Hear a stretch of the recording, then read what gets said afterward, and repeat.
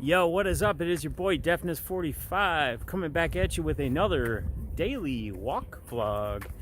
Yes, I'm out here doing my walk with the dog, coming back at you with another vlog.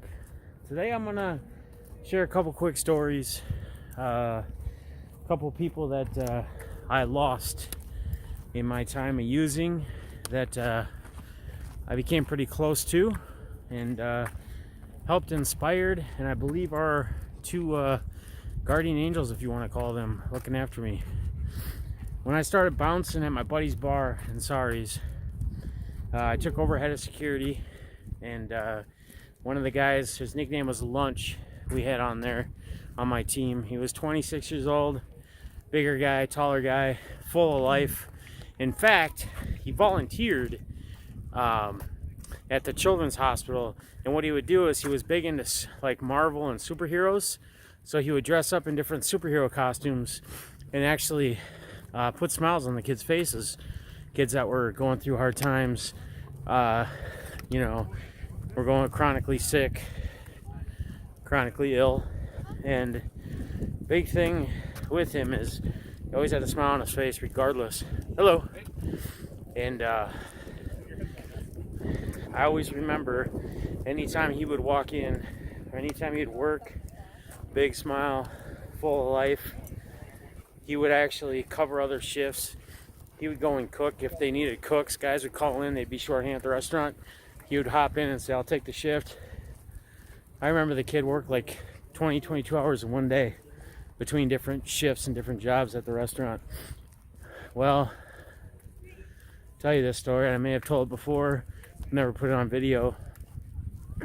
I went up to meet with him on a Thursday afternoon.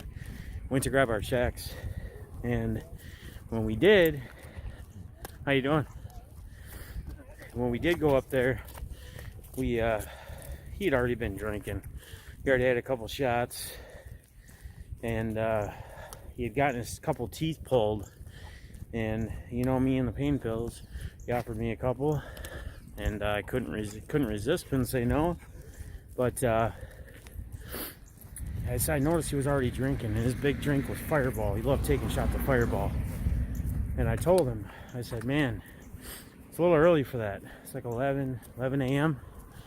And they had a food truck across the street at the hotel, and the restaurant was kind of sponsored with them, so we got free meals.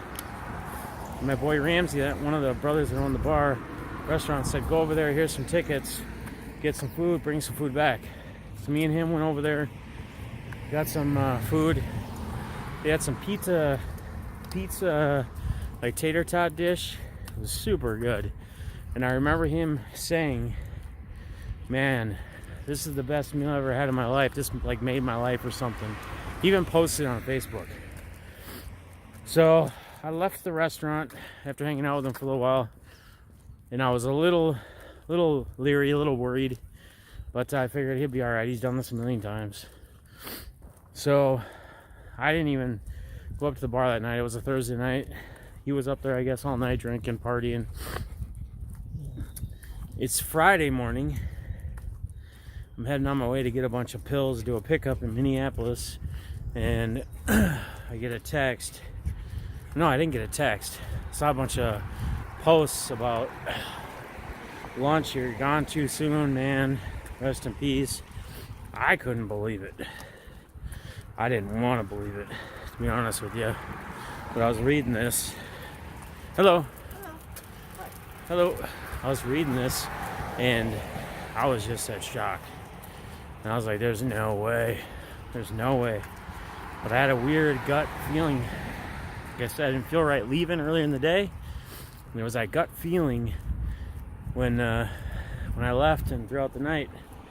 And what had happened is 3:30 in the morning, he was driving on Highway 3, and he hit some kind of divot or something in his truck and swung over, went into a ditch, truck launched, and from what we were told, he was killed instantly.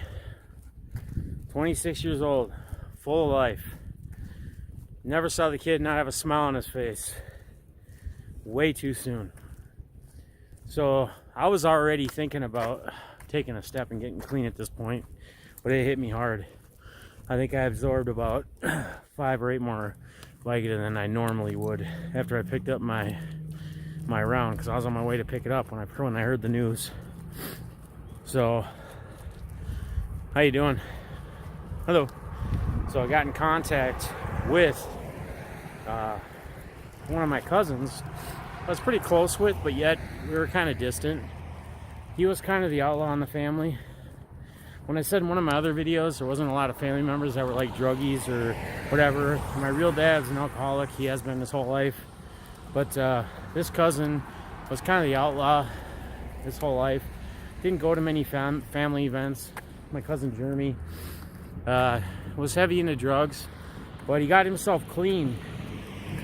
And we kind of started getting pretty close, having conversations, 2-hour conversations on the phone, talking about me getting right, getting clean, and him doing the same, because he had just gone through a heart surgery where they had to repair a valve or some shit, and believe it or not, he was revived 3 times during the surgery. And they actually came on, asked his dad, if it happens again, what do you want us to do? And his dad said, do whatever you can, save him. Well, he made it through. And I'll never forget this. Us having a conversation after I was getting clean, and him saying, you know, you're going to run into people, you're going to see people that you used to use with, used to party with. You just need to kind of give him that, hey man, I'm working on myself, I'm doing something different, and just keep yourself away from there. But the big thing I remember him telling me was, you know, I'll never use again, because if I do, I know it'll kill me. I remember him saying those exact words. So this is what haunts me with his death. About 3 weeks later, I get a call that he was found dead in his apartment. One of the guys that knew him, that was I don't know if he's a police officer or a paramedic, but they got a call because there was no movement or activity in his apartment for a couple days. And sure as shit, they went in there and found him on the couch, dead. Said he'd probably been there for a while. And everybody telling me, oh, this, you know, this was an overdose or this was on accident. I have a hard time believing it, and I don't believe it, because I remember him telling me, if I ever use again anything, it's going to kill me. Pretty sure he committed suicide. You know, he never really felt, I want to say, accepted within our family. He always felt like an outcast. He always felt, you know, like he was a stranger, I think.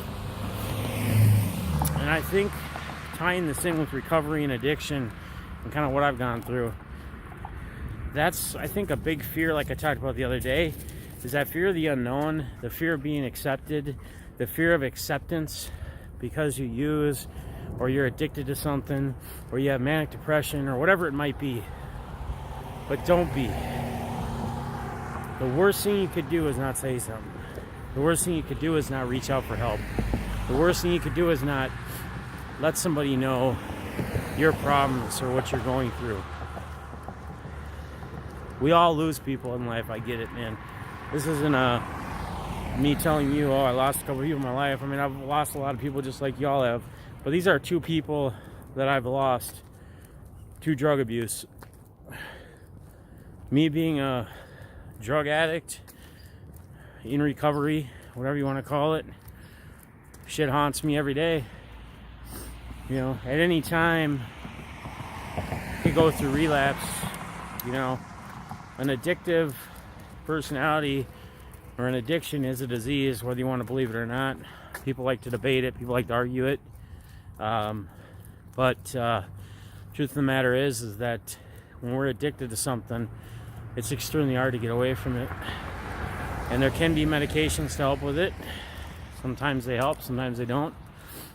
But the biggest thing is facing the fears. looking yourself in the mirror and deciding to man up. Give me 1 second. To man up and decide that enough's enough. It's time for a change, right? I'm gonna leave you guys with that. I'm gonna be doing these about daily as long as the weather's good. Yesterday it was rainy and cold, so I couldn't. But keep subscribe and check me out for more. I'll continue to tell you stories about my journey, about my life through addiction, through recovery. If you're out there, you're needing a hand, you need some help, you need some push, I hope you find it within you to take that step, to do what you have to do, to reach out for help. And I'm here for you. I'm your boy, Deafness 45. It's been a pleasure. It's been another ride. Until we see each other again, peace out.